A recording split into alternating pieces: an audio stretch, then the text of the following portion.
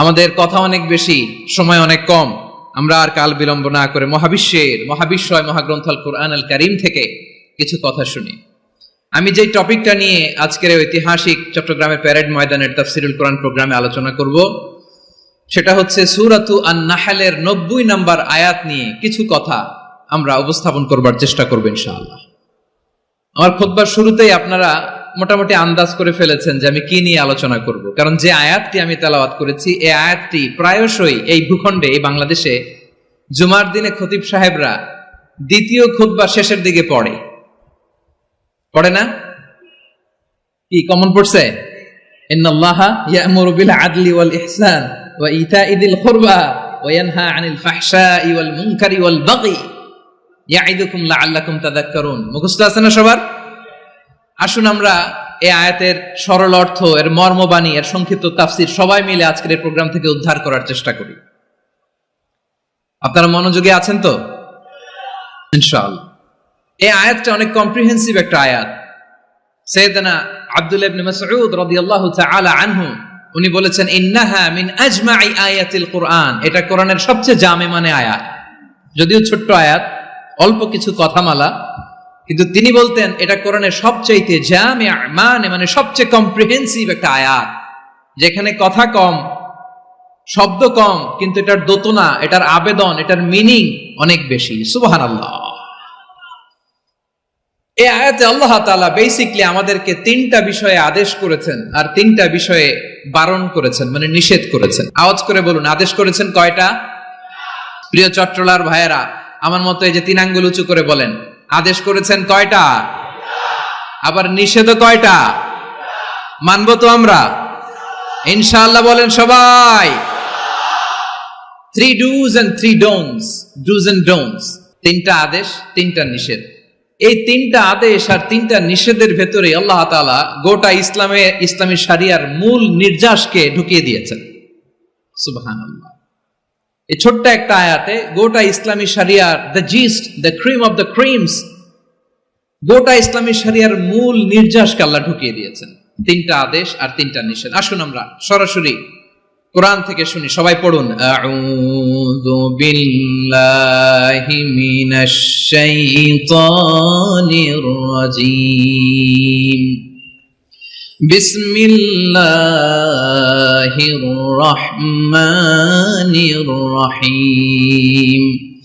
ইন্নাল্লাহা ইয়া'মুরু বিল আদলি ওয়াল ইহসানি ওয়া ইতাই যিল কুরবা ওয়া ইয়ানহা আনিল ফাহশাই ওয়াল মুনকারি ওয়াল বাগি ইয়াইযুকুম লাআল্লাকুম তাযাক্কারুন।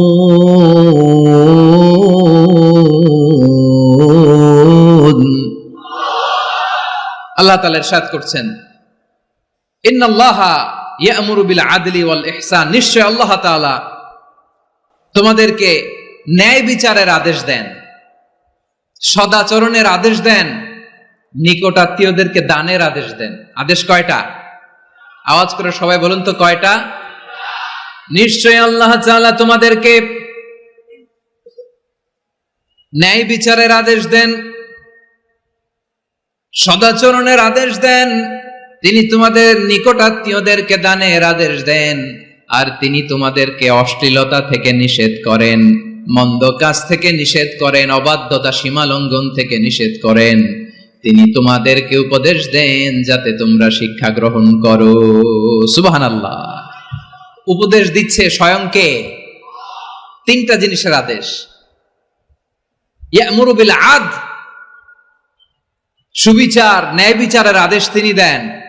ইহসানের আদেশ দেন, যাতে আমরা ইহসান করি, একে অপরের প্রতি সুবিচার করি, মহানুভবতা দেখাই, অনুগ্রহ দেখাই, আর নিকট আত্মীয়দেরকে যেন আমরা দান করি। এই 3টা আদেশ তিনি দিয়েছেন।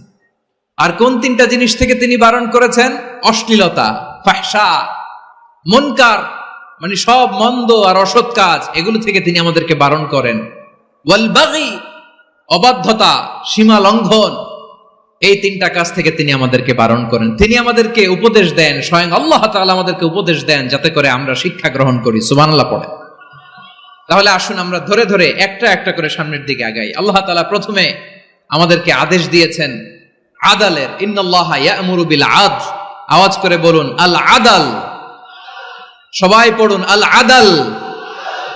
আমরা উর্দু জানি, হিন্দি জানি, অনেকে ইংরেজিও জানি, কিন্তু আরবি শব্দগুলো আমাদের মুখ দিয়ে বেরোতে চায় না। আওয়াজ করে বলুন আল আদাল। মাশাআল্লাহ, ইন্নাল্লাহা ইয়া'মুরু বিল আদল। আল্লাহ তাআলা আমাদেরকে আদলের আদেশ দেন। আদল অনেকে না বুঝলেও আদালত শব্দটা বুঝবেন। আদালত, আদালত, আদালত বুঝেন না? যেখানে বিচার কার্যের ফয়সালা করা হয়, কোর্ট কাচারি আদালত, এটা তো ভেরি কমন। এটা শুনছেন না সবাই? আদালত, যেখানে ন্যায় বিচার হবে, সুশাসন হবে। কিন্তু ভাগ্যের কি নির্মম পরিহাস, ওখান থেকে মিথ্যা সাক্ষী দিয়ে মনমতো রায় দিয়ে দেয়া হয়। এগুলোর পরিবর্তন হওয়ার দরকার আছে না নাই? প্রিয় ভাইয়েরা, আদালত, আল আদ, ইংরেজিতে বলে জাস্টিস, ন্যায় বিচার, সুবিচার, সুশাসন, জাস্টিস, আল আদাল। সব জায়গায় এই জাস্টিস থাকা দরকার। Justice should be prevailed in the society. The mission of all prophet was to uphold the justice. সব নবীর মিশন ছিল এই জাস্টিসকে, আদালকে, সুশাসন আর সুবিচারকে নিশ্চিত করা। পড়েন সুবহানাল্লাহ।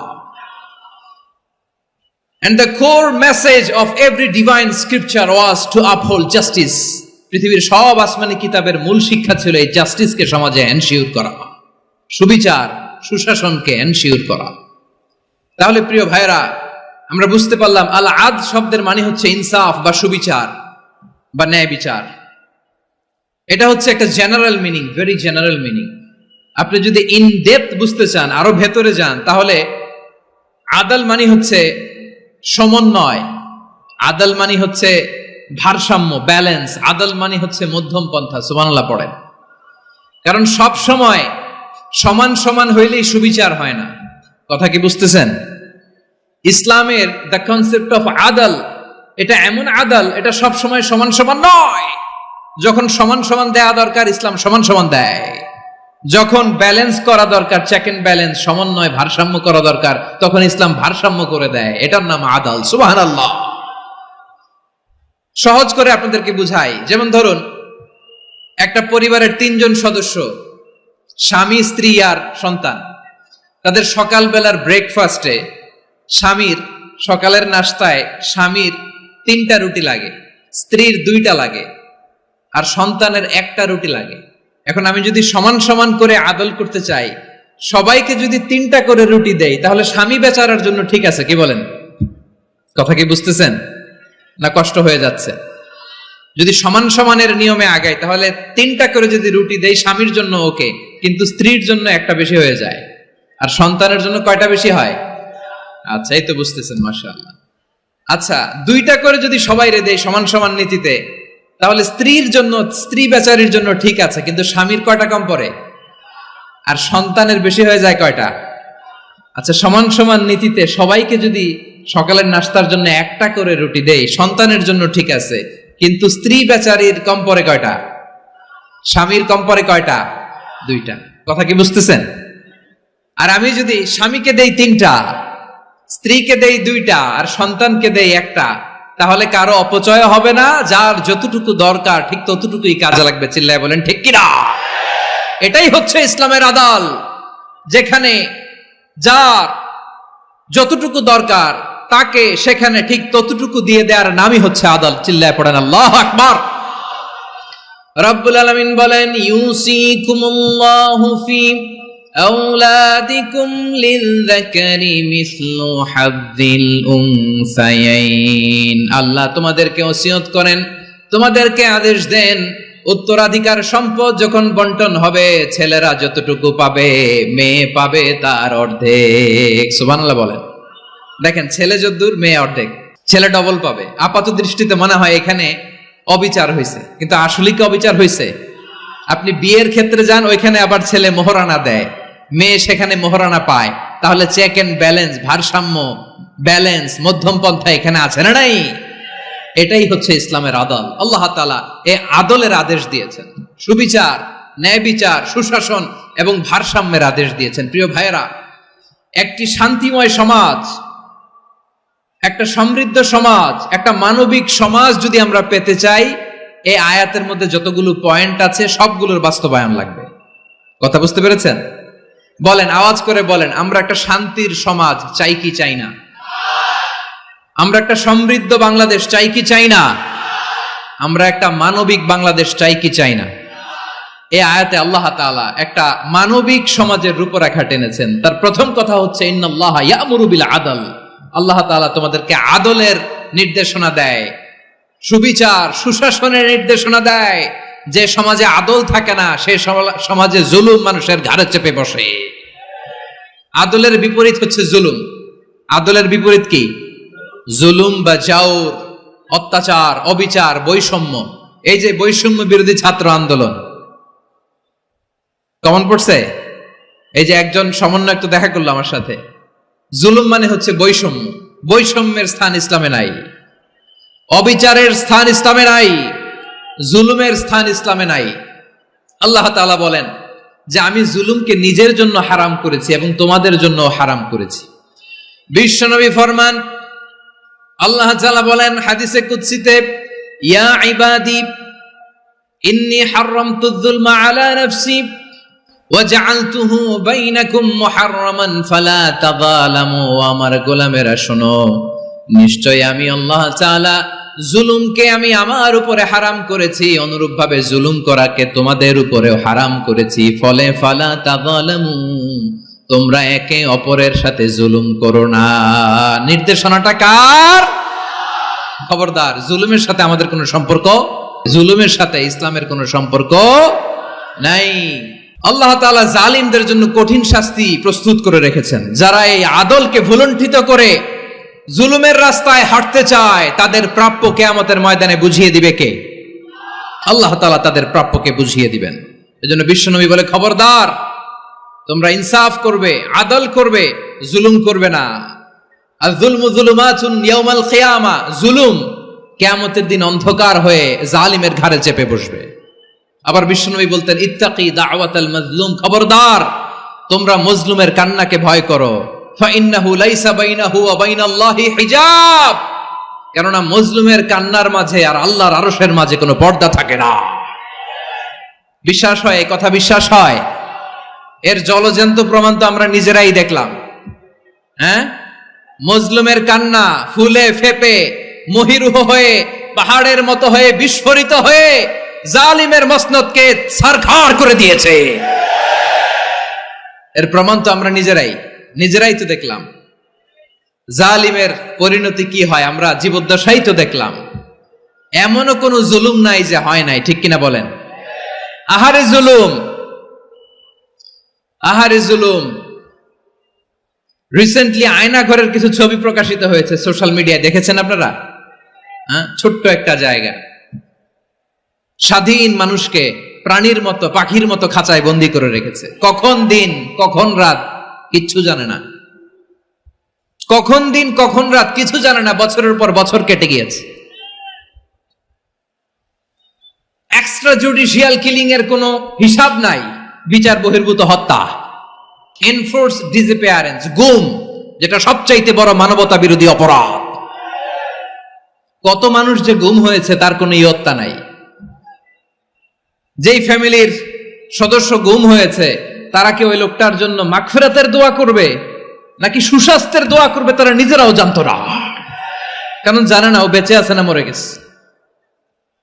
আহা, বিডিআর নওজোয়ানদের যারা ছাড়া পেল দেখলাম, বিনা অপরাধে, কোনো অন্যায় ছাড়া, অপরাধ ছাড়া তাদের জীবন থেকে, তাদের তারুণ্যের, তাদের যৌবনের 15 বছর 16 বছর 17 বছর নাই, 6 মাস বয়সের ছোট বাচ্চাকে রেখে জেলে গেছে। 6 মাসের মেয়ে বেরোয় দেখে মেয়ের বয়স 17 বছর। মেয়ে বাবারে চিনে না, বাবা মেয়েরে চিনে না। মেয়েকে এখন বিয়ে দিয়ে আরেক ছেলের হাতে তুলে দিবে। মেয়ের শৈশব বাবা দেখে নাই, মেয়ের কৈশোর বাবা দেখে নাই, মেয়ের তারুণ্য দেখে নাই। আরেক যুবককে দেখলাম 14 বছরের 14 দিনের সংসার, 2 সপ্তাহের সংসার শেষে জেলে গেছে।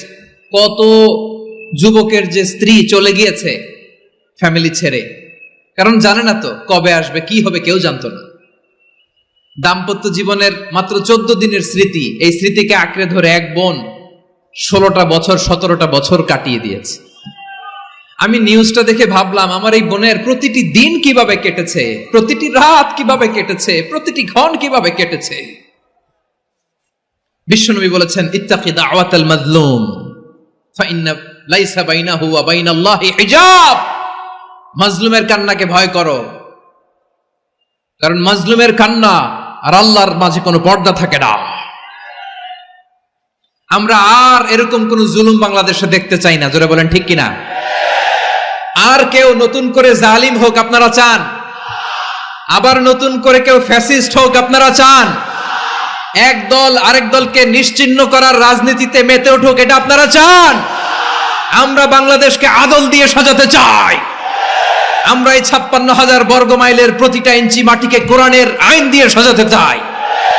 রাজি আছেন আপনারা? কারা কারা রাজি দেখান হাত তোলে আল্লাহকে।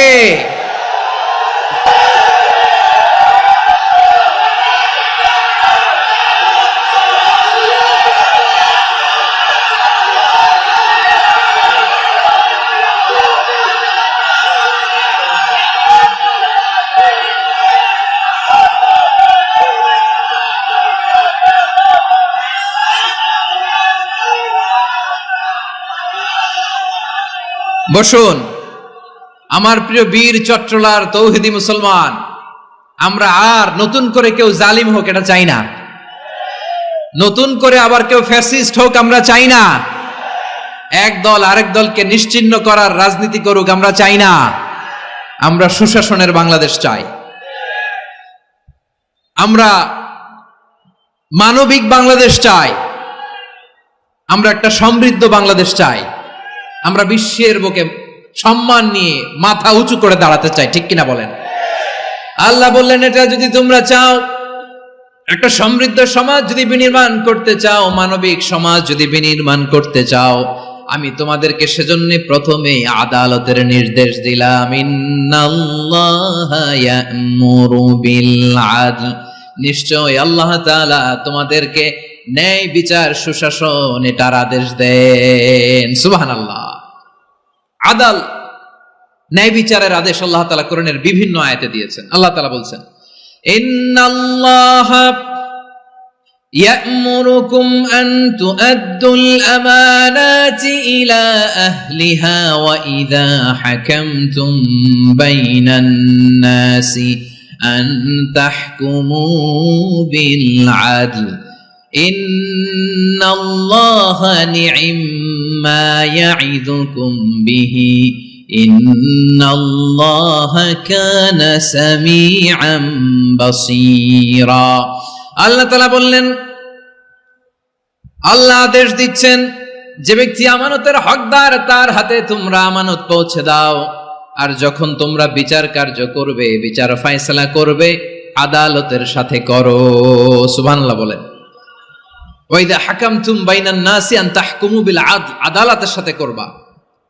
আল্লাহ তাআলা বলেন, যারা জাজ হবে, বিচারক হবে, তাদের যদি বাদী বিবাদীর কারো সাথে শত্রুতা থাকে, কারো সাথে যদি কোনো ধরনের রেষারেষি থাকে, আল্লাহ বলেন বিচার কার্য করতে যে ওই শত্রুতা রেষারেষির কারণে আদালতের বাইরে যে অবিচার করে বিচার করো না। ওয়ালা ইয়াজরিমান্নাকুম শানাআনু কওমিন আলা আল্লা তা'দিলু ই'দিলু হুয়া আকরাবু লিত্তাকওয়া ওয়াত্তাকুল্লাহা ইন্নাল্লাহা খাবীরুম বিমা তা'মালুন। খবরদার কোন জাতির প্রতি, কোন গোষ্ঠীর প্রতি, কোন গোত্রের প্রতি আক্রোশ যেন তোমাদেরকে ন্যায় বিচার থেকে দূরে সরিয়ে না দেয়, বরং আমি আল্লাহর আদেশ হলো ই'দিলু, তোমরা আদল করো, ন্যায় বিচার করো, সুবিচার করো, সুশাসন প্রতিষ্ঠা করো। হুয়া আকরাবু লিত্তাকওয়া, এটাই তাকওয়ার সবচেয়ে কাছাকাছি। সুবহানাল্লাহ বলেন। কোরআনের বিভিন্ন আয়াতে আল্লাহ তাআলা স্পেসিফিকলি ধরে ধরে বিচার করার সময় আমরা যেন আদাল করি সেটা বলেছেন। কোরআনের কোন কোন জায়গায় আল্লাহ তাআলা এই আল আদ শব্দটা ব্যবহার করেছেন। আবার একই জিনিস ইনসাফ, সুবিচার, সুশাসন, ন্যায় বিচার ন্যায়পরায়ণতা বুঝাতে আল্লাহ তাআলা কখনো কখনো আল কিসত শব্দটা ব্যবহার করেছেন। আওয়াজ করে সবাই বলুন আল কিসত। প্রিয় ভাইরা, সবাই আওয়াজ করে আমার সাথে সাথে বলুন আল কিসত। আল্লাহ তাআলা বলেন ওয়া ইন হাকামতা ফাহকুম বাইনাহুম বিল কিসতি ইন্নাল্লাহা ইউহিব্বুল মুকসিতিন। যখন তুমি বিচার করবে, বিশ্বনবীকে উদ্দেশ্য করে অ্যাড্রেস করে বললেন, নবী হে, ইহুদিরা কোনো বিষয়ে মীমাংসার জন্য যদি আপনার দরবারে আসে, যদি বিচার করতে হয়, খবরদার অবিচার করবেন না। ফয়সালা যেটা করবেন কিসতের সাথে করবেন, ন্যায়পরায়ণতার সাথে করবেন, কারণ ইন্নাল্লাহা ইউহিব্বুল মুকসিতিন, নিশ্চয় আল্লাহ রাব্বুল ইজ্জাত ন্যায়পরায়ণশীলদেরকে বড্ড ভালোবাসেন। সুবহানাল্লাহ বলেন। ন্যায়পরায়ণ লোকদেরকে আল্লাহ তাআলা বড্ড ভালোবাসেন। অন্য আয়াতে আল্লাহ তাআলা বলছেন وَنَضَعُ الْمَوَازِينَ الْقِسْطَ لِيَوْمِ الْقِيَامَةِ فَلَا تُظْلَمُ نَفْسٌ شَيْئًا। আমি কিয়ামতের দিন ন্যায়পরায়ণতার মানদণ্ড স্থাপন করব, যেটাকে আমরা মিজানের পাল্লা বলি। আল্লাহ বলেন ন্যায় বিচারের মানদণ্ড কিয়ামতের ময়দানে আমি আল্লাহ স্থাপন করব। সেদিন কারো প্রতি বিন্দু পরিমাণ, এক চুল পরিমাণ অবিচার করা হবে না, কোনো অবিচার করা হবে না। সেদিন সুশাসন হবে, সুবিচার হবে, ন্যায় পরায়ণতার সাথে বিচার হবে। আওয়াজ করে পড়েন আল্লাহু আকবার। তাহলে প্রিয় ভাইরা, যে তিনটি বিষয়ে আল্লাহ তাআলা আমাদেরকে আদেশ দিয়েছেন, তার প্রথমটা হচ্ছে আদালত, ইনসাফ, সুবিচার, ন্যায় বিচার। এটা আমরা চাই কি চাই না? বিশ্বনবী ন্যায় বিচার, ন্যায় পরায়ণতা, সুশাসন প্রতিষ্ঠিত করেন কি করেন নাই? আপনারা বিশ্বনবীর সিরাত যারা পড়েছেন, আপনি দেখবেন বিশ্বনবীর সিরাতের পরতে পরতে, বাঁকে বাঁকে, সিরাতের বাঁকে বাঁকে এই আদালতের নমুনা মেলে। সুবহানাল্লাহ বলেন।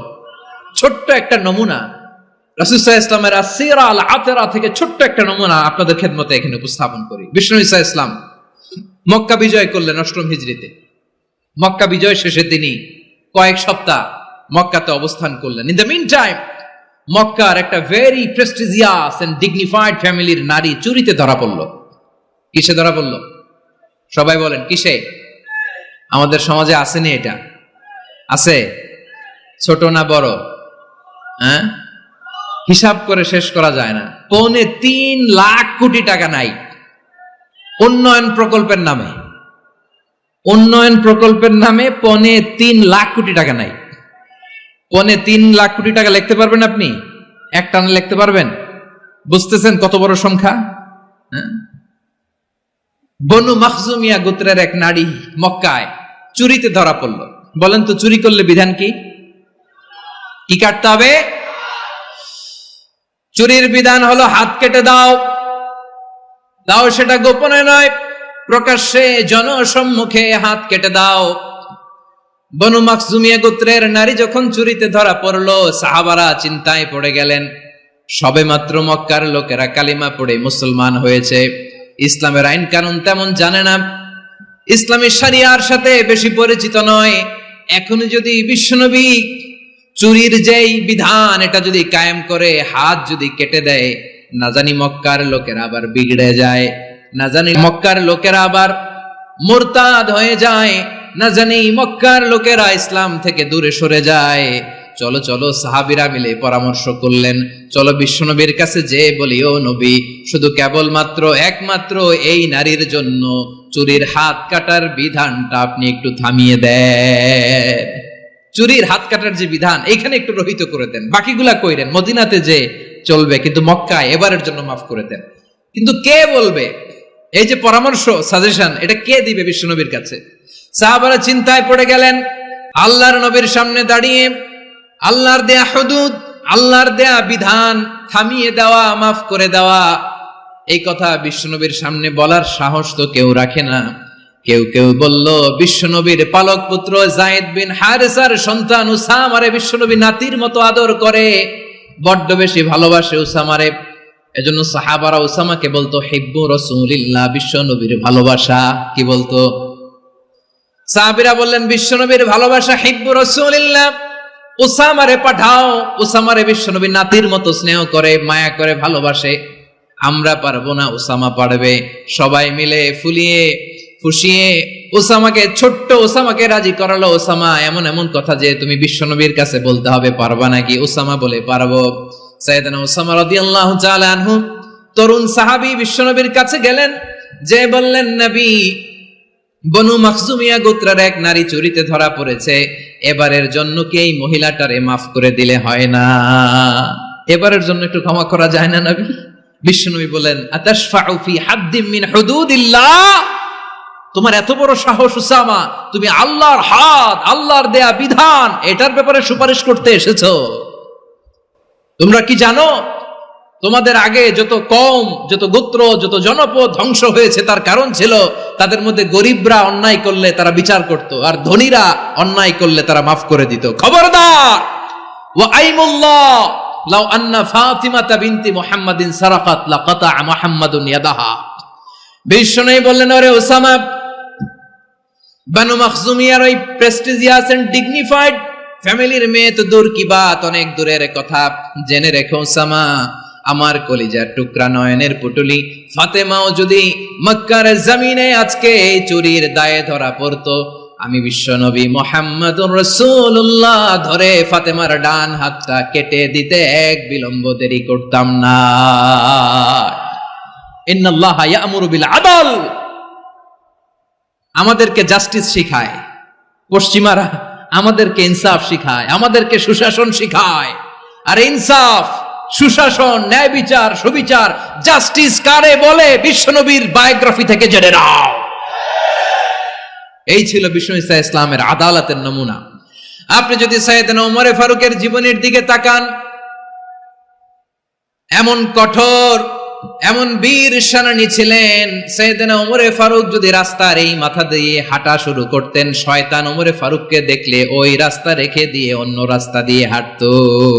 সুবহানাল্লাহ। ওমরে ফারুক রাদিয়াল্লাহু তাআলা আনহু কি পার্সোনালিটি ছিল, কি পার্সোনালিটি! আমাদের এলাকায় ছোট বাচ্চারা রাতে ভাত খেতে চায় না, আমার মেয়েটাও খেতে চায় না। এই এটা দিব, ওইটা দিব, আজকে মাহফিলে আসার সময় বলে দিছে লিস্ট করে এটা এটা আনতে হবে। তো ছোট্ট বাচ্চাদের অনেক বায়না থাকে, ওরা রাতে খেতে চায় না। তো মায়েরা বিভিন্ন ভয় দেখায়, এই বাঘ আসবে, বাঘ আসবে খাও, এই ভূত আসবে, ভূত আসবে খাও। আপনারা কি বলেন চট্টগ্রামে? কি আসবে?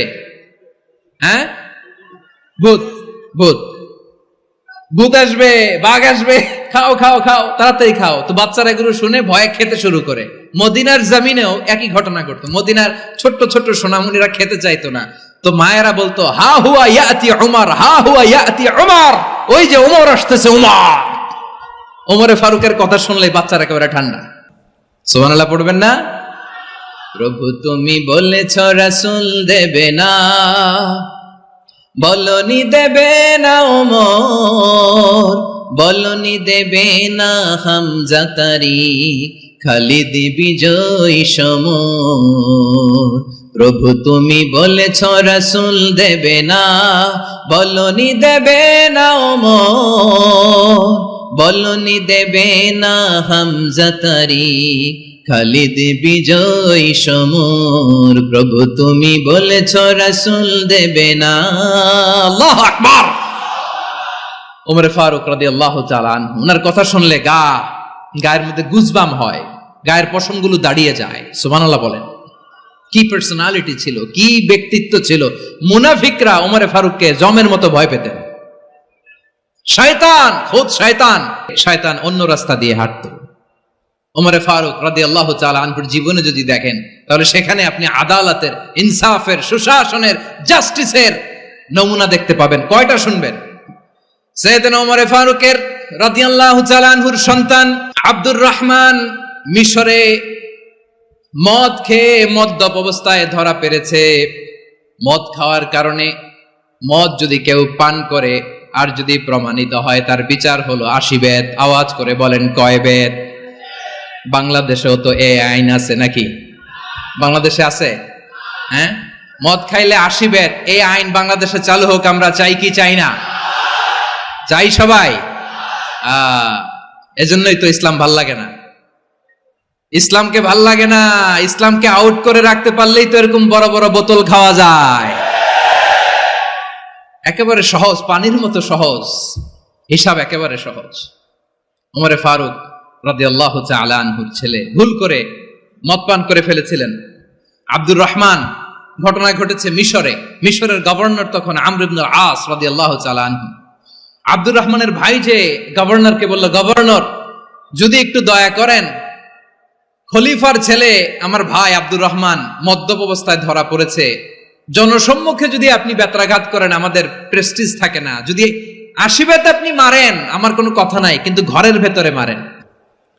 আব্দুর রহমানের ভাইয়ের সুপারিশ শুনে সাইয়েদনা আমর ইবনুল আস রাদিয়াল্লাহু তাআলা আনহু রাজি হয়ে গেলেন। ঘরের ভেতরে লোকচক্ষুর আড়ালে আশীর্বাদ তিনি মানলেন। কিন্তু ঘটনাক্রমে এই কথা লুকিয়ে লুকিয়ে ঘরের ভেতরে আশীর্বাদ মারার কথা সাইয়েদনা ওমর ফারুক মদিনা থেকে জানতে পারলেন। মদিনা থেকে তিনি ফরমান জারি করলেন, এই বিচার যেমনটি আমর ইবনুল আস আদায় করেছে এটা প্রকৃতপক্ষে আদায় হয় নাই। আসো সবাই মদিনায় আসো, আমর ইবনুল আস মদিনায় আসো, আব্দুর রহমানও আসো, সবাই আসো, জনসম্মুখে এই বিচার কার্যকর করতে হবে। সাইয়েদনা ওমর ফারুক মসজিদে নববীর পিলারের মধ্যে নিজের ছেলেকে বাঁধলেন, আবার জনসম্মুখে 80টা বেত তার গায়ের মধ্যে মারলেন। মাজমুয়ে ফাতাওয়া ইবনে তাইমিয়া রাহিমাহুল্লাহ উনি এটা নকল করেছেন। এটা সবচেয়ে বিশুদ্ধ মত, আরো অনেক মত আছে। মারা গেছে কবরের উপর, ওগুলো বাদে দিলাম। কেমন খলিফা ছিলেন, কেমন খলিফা! পশ্চিমারা তোমরা জাস্টিস আমাদেরকে শেখাও, ইনসাফ কারে বলে, সুশাসন আমাদেরকে তোমরা শেখাও। ওমর ফারুক রাদিয়াল্লাহু তাআলা ওই বিচারকে তিনি ধর্তব্য মনে করেন নাই। মদিনাতে এনে আবার জনসম্মুখে আবার 80 বেত মেরেছেন। মিশরে ওমর ফারুক রাদিয়াল্লাহু তাআলা আনহু আমর ইবনুল আসকে গভর্নর করে পাঠালেন। সেখানে আমর ইবনুল আসের ছেলে একটা প্রতিযোগিতায় রানার আপ হয়েছে। এক মিশরি সেখানে চ্যাম্পিয়ন হয়েছে। রানার আপ বুঝতে পেরেছেন তো? রানার আপ সেকেন্ড হয়েছে, এক মিশরি হয়েছে চ্যাম্পিয়ন প্রথম। কিন্তু গভর্নরের ছেলে ও জিততে পারে নাই। ও রাগে ওই মিশরির গায়ের মধ্যে কয়েকটা লাঠি দিয়ে বাড়ি মেরেছে। মিশরি যে মদিনাতে ওমরে ফারুকের কাছে বিচার দিলেন, আপনার গভর্নরের ছেলে অন্যায়ভাবে আমার গায়ে হাত তুলেছে। সাইয়েদনা ওমরে ফারুক আবার ফরমান জারি করলেন, আসো মদিনাতে আসো। মিশরীকে ডাকলেন। ওই মিশরের গভর্নর আমর ইবনুল আস রাদিয়াল্লাহু তাআলা আনহুকে ডাকলেন, তার ছেলেকেও ডাকলেন। সবাই বসে রইল।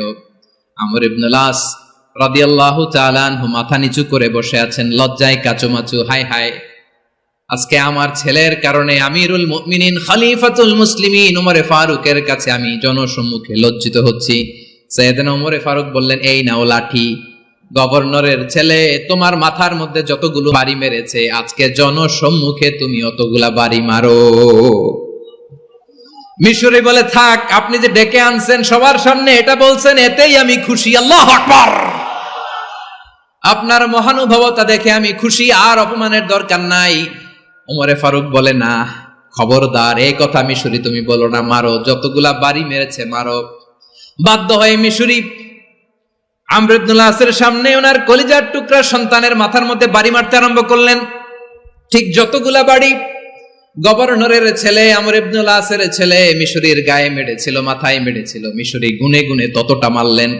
এই দৃশ্য দেখে ওমরে ফারুক রেগে মেগে আগুন, রাগের চোটে রাগ সামলাতে না পেরে আর নিজেকে সামলাতে না পেরে মিশরীরে বললেন, ছেলেরে মারা শেষ হয়ে গেলে এবার বাবার টাক মাথার মধ্যে কয়েকটা বাড়ি মার। রাগের চোটে, আউট অফ অ্যাঙ্গার, রাগের চোটে, যে আমার পাঠানো গভর্নর আমর ইবনুল আস তার ছেলেকে কেন আদব তারবিয়া কেন শিক্ষা দিতে পারে না, ছেলেরে মারা হইলে এবার আমর ইবনুল আসের মাথার মধ্যে 2টা মারো। এটা রাগে বলেছেন, এটা শাস্তি হিসেবে না। সুবহানাল্লাহ পড়ে। তোমরা আমাদেরকে সুশাসন শিখাও, আমাদেরকে সুশাসন শিখাও। বিশ্বনবী বলেন, আদল এটা যেন তেন বিষয় না, এটা দিয়েই মানবিক সমাজ গড়তে হবে।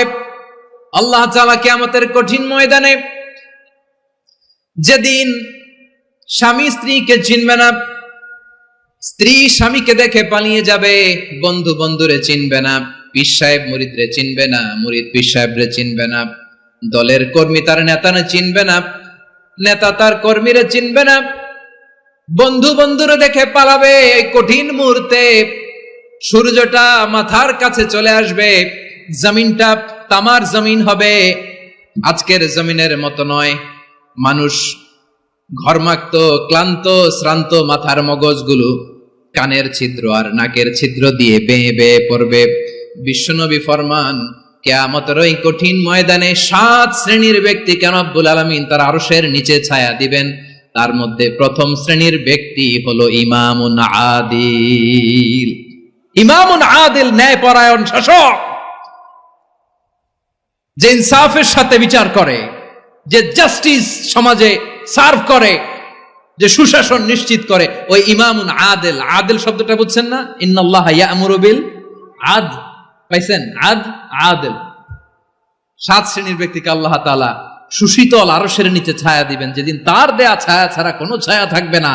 এর প্রথম হচ্ছে ইমামুন আদিল, ন্যায়পরায়ণ শাসক। চিল্লায় বলেন সুবহানাল্লাহ। আবার বিশ্বনবী বললেন, ইন্নাল মুকসিতিনা ইনদাল্লাহি আলা মানাবিরা মিন নূর আন ইয়ামিনির রহমান। কিয়ামতের দিন যারা ন্যায়পরায়ণ হিসেবে আল্লাহর সামনে দাঁড়াবে, কিয়ামতের দিন রব্বুল আলামিন তার আরশের ডান দিকে ওই ন্যায়পরায়ণ লোকদের জন্য আরশের ডান দিকে একটা নূরের মিম্বারে তাদেরকে বসার সুযোগ করে দিবে। আল্লাহর আরশের ডান দিকে ন্যায়পরায়ণ লোকদের জন্য আল্লাহ তাআলা নূরের মিম্বার বানাবে। 4টে কেন কথা মনে করেছেন? আল আদাল, জাস্টিস। ইন্নাল্লাহা ইয়া'মুরু বিল আদল। আল্লাহ তাআলা এই আদালতের নির্দেশনা দেয়, সুবিচার, সুশাসন। প্রিয় ভাইয়েরা, এটা আমরা বাংলাদেশে চাই কি চাই না? এই যে অরাজকতা, এই যে অন্যায়, এই যে জুলুম, এই যে ইনকনসিস্টেন্সি, সমাজের অসঙ্গতি, এর প্রধান কারণ জাস্টিস নাই, সুবিচার নাই, সুশাসন নাই। শেষবারের মতো আওয়াজ করে বলেন তো, আমরা বাংলাদেশে আদল চাই কি চাই না? তাহলে প্রথম নির্দেশনা শেষ। আল্লাহ তাআলা তোমাদেরকে আদলের আদেশ দেন। এরপরে আল্লাহ বললেন, আমি তোমাদেরকে ইহসানের আদেশ দেই। ইন্নাল্লাহা ইয়া'মুরু বিল আদলি ওয়াল ইহসান। আমি তোমাদেরকে যেমনি আদলের নির্দেশনা দেই, তেমনি ভাবে তোমাদেরকে ইহসানের নির্দেশনা দেই। ইহসান, আওয়াজ করে সবাই বলেন তো ইহসান। সবাই বলেননি। সবাই বললে এতটুকু আওয়াজ হবে আমি বিশ্বাস করি না। আওয়াজ করে বলুন আল ইহসান। ইহসান মানে কারো প্রতি সফট হার্টেড হওয়া, মহানুভব হওয়া, অনুগ্রহ পরায়ণ হওয়া, অনুগ্রহশীল হওয়া, একে অপরের প্রতি দয়াদ্র হওয়া। একে অপরের প্রতি দয়াদ্র, অনুগ্রহশীল হওয়া ছাড়া মানবিক সমাজ কশিনকালেও গঠন করা সম্ভব না। প্রিয় ভাইয়েরা, সুন্দর আচরণ দিয়ে, ইহসান দিয়ে যা জয় করা যায়, নরম আচরণ দিয়ে যেটা অর্জন করা যায়, কঠোরতা দিয়ে সেটা পারা যায় না। বিষ্ণু ঈসা ইসলাম ইহসান দিয়ে, কোমল আচরণ দিয়ে, তার অনুগ্রহ দিয়ে তিনি অনেক কাফিরের হৃদয়কে জয় করে ফেলেছেন। সাইয়েদনা সুমামা ইবনে উসাল রাদিয়াল্লাহু তাআলা আনহুর কথা মনে পড়ে যায়। তিনি ছিলেন ইয়ামামার বাদশা। মদিনাতে বিশ্বনবীকে হত্যা করার নিয়তে এসেছিলেন। গোপনে গোপনে বিশ্বনবীকে হত্যা করে আবার ইয়ামামাতে তিনি ফিরে যাবেন। কিন্তু কি অবাক করা কাণ্ড, হত্যা করতে পারে নাই, সাহাবাদের হাতে তিনি ধরা পড়ে গেলেন। সাইয়েদনা সুমামা ইবনে উসাল রাদিয়াল্লাহু তাআলা আনহু হত্যার নিয়তে আসলেন, কিন্তু হত্যা করতে পারলেন না। সাহাবারা ওনাকে ধরে ফেললেন, ধরে মসজিদে নববীর পিলারের মধ্যে বেঁধে রাখলেন। সুমামা ইবনে উসাল, সিরাত থেকে শুনি, সিরাত থেকে শোনাচ্ছি। রাদিয়াল্লাহু তাআলা আনহু ইয়ামামার অধিপতি ছিলেন। ইয়ামামা বিশ্বনবীকে হত্যার জন্য আসছেন, ধরা পড়ে গেছেন, এখন মসজিদে নববীতে বেঁধে রাখছে। তার মানে বন্দী। এখন স্ট্যাটাস কি? বন্দী, ক্যাপটিভ। বিষ্ণু ঈসা ইসলাম সাহাবাদেরকে বললেন, তার খোঁজ খবর নিও, সুমামা ইবনে উসালের খোঁজ খবর নিও। সাহাবারা বলেন, ইয়া রাসূলুল্লাহ, আপনাকে হত্যা করতে এসেছে, তার তো কঠিন ক্যাপিটাল পানিশমেন্ট হওয়া দরকার, কঠিন শাস্তি হওয়া দরকার। বিশ্বনবী বললেন, না, আমি যেটা জানি তোমরা সেটা জানো না, তোমরা সুমামার সাথে ভালো আচরণ করো। বিশ্বনবী সুমামার কাছে গেলেন। প্রথম দিন যে তিনি কালেমার দাওয়াত দিলেন, ঈমানের দাওয়াত দিলেন, ইসলামের দাওয়াত দিলেন, রিসালাতের দাওয়াত দিলেন, আখিরাতের দাওয়াত দিলেন। পরের দিন যে বিশ্বনবী সালাতের দাওয়াত দিলেন, যাকাতের দাওয়াত দিলেন, ইসলাম কি, কিভাবে কেমন করে পালন করতে হয় চমৎকার আর্টিকুলেট করতে শুরু করলেন। তন্ময় হয়ে সুমামা ইবনে উসাল রাদিয়াল্লাহু তাআলা আনহু বিশ্বনবীর কথাগুলো শুনতে আরম্ভ করলো। একদিন নয়, 2 দিন নয়, টানা 3 দিন বিশ্বনবী সুমামার কাছে ইসলামকে প্রেজেন্ট করেছেন, উপস্থাপন করেছেন। আওয়াজ করে বলেন, কয় দিন? 3 দিন। 3 দিন মসজিদে নববীতে বাধা। আর সাহাবীদেরকে বললেন, তার খোঁজ খবর নিও। তোমরা যে রুটি বানাও এর মধ্যে সবচেয়ে ভালো আটার রুটিটা তারে দিও, সবচেয়ে রিফাইন্ড খেজুর, যেটা পিওর খেজুর, এটা তারে দিও। আর বিশ্বনবী নিজের উট থেকে দুধ দহন করে ওনার বাড়ির এক কর্মচারীকে বলেছেন, দুধ দহন করে সুমামার জন্য নিয়ে যেও। সুবহানাল্লাহ পড়বেন না? সবাই তো অবাক, ইয়ামামা থেকে আসছে নবীকে হত্যা করতে, বিশ্বনবী দেখে তারে জামাই আদর করে, তাকে মজার মজার খাবার দিও, দুধ দিও, আদর আপ্যায়ন করো। একদিন নয়, 2 দিন নয়, টানা 3 দিন বিশ্বনবী এভাবে সুমামার কাছে যেয়ে ইসলামকে প্রেজেন্ট করতে আরম্ভ করলেন, ইসলামকে উপস্থাপন করতে শুরু করলেন। আর তাকে চমৎকার এন্টারটেইনমেন্ট আপ্যায়ন দিতে আরম্ভ করলেন। টানা 3 দিন যখন ইসলামের দ্য বিউটিজ অফ ইসলাম, ইসলামের সুমহান বাণী, সৌন্দর্য তার কাছে উপস্থাপন শেষ, বিশ্বনবী বললেন সাহাবাদেরকে, যাও এবার সুমামার হাতের পায়ের রশি দুটো খুলে দাও। সাহাবারা বললেন, ইয়া রাসূলুল্লাহ, কি বলেন আপনি? ও তো হত্যাকারী, সুযোগ পায় নাই, আপনারে মারতে পারে নাই, ছেড়ে দিলে আবারও আপনার উপর তলোয়ার নিয়ে ঝাঁপিয়ে পড়বে। নবী, এই সিদ্ধান্ত আপনি নিতে যাবেন না। বিশ্বনবী বললেন, যেটা বলেছি সেটা করো, সুমামার রশিগুলো ছেড়ে দাও, সুমামার হাতে পায়ের রশিগুলো যে তোমরা খুলে দাও। সাহাবারা তর্ক জুড়ে দিলেন, লা ইয়া রাসূলুল্লাহ, এমনটা করবেন না, তো ভয়ঙ্কর ভয়ঙ্কর খুনি, কি জানি কি হয়ে যায়। বিশ্বনবী বললেন, না, তার হাতে পায়ের রশিগুলো খুলে দাও। সাহাবারা বিশ্বনবীর কথা মতো তার হাতে পায়ের রশিগুলো খুলে দিল। সুমামা মুহূর্তের মধ্যে মসজিদে নববী থেকে বের হয়ে ইয়ামামায় ফিরে না যে মসজিদে নববীর পাশে একটা খেজুর বাগান ছিল, সেখানে চলে গেলেন। সেখানে একটা ছোট্ট কুয়া ছিল, কুয়ার পানি দিয়ে তিনি গোসল করলেন। সুবহানাল্লাহ পড়েন। কুয়ার পানি দিয়ে গোসল করে মসজিদে নববীর সামনে এসে বিশ্বনবী এবং সাহাবাদের সামনে দাঁড়িয়ে সাব্বাবা উঁচু করে বললেন, আশহাদু আল্লা ইলাহা ইল্লাল্লাহ ওয়া আশহাদু আন্না মুহাম্মাদান আবদুহু ওয়া রাসূলুহু। আল্লাহু আকবার। আমি সাক্ষ্য দিচ্ছি আল্লাহ ছাড়া কোনো ইলাহ নাই, আর মুহাম্মদ আল্লাহ তাআলার প্রেরিত বান্দা এবং রাসূল। প্রিয় ভাইয়েরা, ইহসান দিয়ে যা জয় করা যায়, কঠোরতা দিয়ে সেটা কঠিনকালেও জয় করা যায় না। আওয়াজ করে বলেন, ঠিক কি না? এবার সুমামা দাঁড়িয়ে বলে, ওগো নবী, আমি তো কালিমা পড়ে মুসলমান হয়ে গেলাম, এবার শোনেন, এই মুহূর্তের আগে আপনার চেহারার চাইতে নিকৃষ্ট কোনো চেহারা আমার কাছে ছিল না, কিন্তু শাহাদা পাঠ করার পরে আপনার চেহারার চাইতে উত্তম শ্রেষ্ঠ কোনো চেহারা আমার কাছে আর নাই। ও নবী, আজকের দিনের আগে ইসলাম ধর্মের চেয়ে নিকৃষ্ট অপছন্দনীয় কোনো ধর্ম আমার কাছে ছিল না, কিন্তু এই মুহূর্ত থেকে ইসলামের চেয়ে সেরা শ্রেষ্ঠ পছন্দনীয় কোনো ধর্ম আমার কাছে নাই। নবী গো, আজকের দিনের আগে মদিনার চাইতে অপছন্দনীয় নিকৃষ্ট কোনো শহর আমার কাছে ছিল না, কিন্তু এই মুহূর্তের পর থেকে মদিনার চাইতে কোনো শ্রেষ্ঠ শহর আমার জানা নাই। সে ছিল গমের বড় ডিলার, গম বেচত। কি বেচত? তার গম কিনে মক্কার লোকেরা রুটি খাইতো। সে ঘোষণা দিল, আজকে থেকে মক্কাবাসীদের জন্য সব গম আমি হারাম করে দিলাম, মক্কাবাসী এখন না খেয়ে মরে। সুবহানাল্লাহ পড়বেন না? মক্কাবাসী বিশ্বনবীর কাছে আসলেন, এসে বললেন, মুহাম্মদ, আমরা তো তোমার ভাই, তোমার চাচা, তোমার ভাতিজা, তোমার আত্মীয়, তুমি সুমামারে বলো সে যেন আবার গমের সাপ্লাই মক্কার জন্য অনুমতি দিয়ে দেয়। বিশ্বনবীর অনুমতি ক্রমে সুমামা আবার মক্কাতে গম পাঠাতে শুরু করলো। পড়েন সুবহানাল্লাহ। ইহসান, ইহসান দিয়ে আপনি যেটা জয় করতে পারবেন, you can win the heart of your enemies. ইহসান দিয়ে আপনি আপনার শত্রুর হৃদয়কে জয় করতে পারবেন। আওয়াজ করে বলেন, ঠিক কি না? এজন্য আল্লাহ বললেন, ওয়া আনফিকু ফি সাবিলিল্লাহি ওয়া লা তুলকু বিআইদিকুম ইলাত তাহলুকা ওয়া আহসিনু ইন্নাল্লাহা ইউহিব্বুল মুহসিনিন। তোমরা আল্লাহর রাস্তায় দান করবে আর নিজেরা নিজেদেরকে ধ্বংসের হাতে ঠেলে দিও না। তোমরা একে অপরের প্রতি ইহসান করবে, কারণ ইহসানকারীদেরকে আল্লাহ বড্ড ভালোবাসেন। সুবহানাল্লাহ পড়েন। আবার সূরা রহমানে আল্লাহ বললেন হাল জাযাউল ইহসানি ইল্লাল ইহসান ফাবিআইয়ি আলা, সবাই পড়েন ফাবিআইয়ি আলাই রাব্বিকুমা তুকাযযিবান। ইহসানের প্রতিদান হিসেবে ইহসানি হয়। বিশ্বনবী সুমামার প্রতি যেমন ইহসান করেছেন, সুমামাও ঠিক তেমন ইহসান ফিরিয়ে দিয়েছে। ঠিক কিনা বলেন? তাহলে এক নম্বরে হচ্ছে আদ, ন্যায় বিচার। দুই নম্বরে সবাই বলেন ইহসান, সদাচরণ। ইহসান দুই ধরনের প্রিয় ভাইরা, ইহসান ফিল ইবাদা, ইহসান ফিল মুআমালা।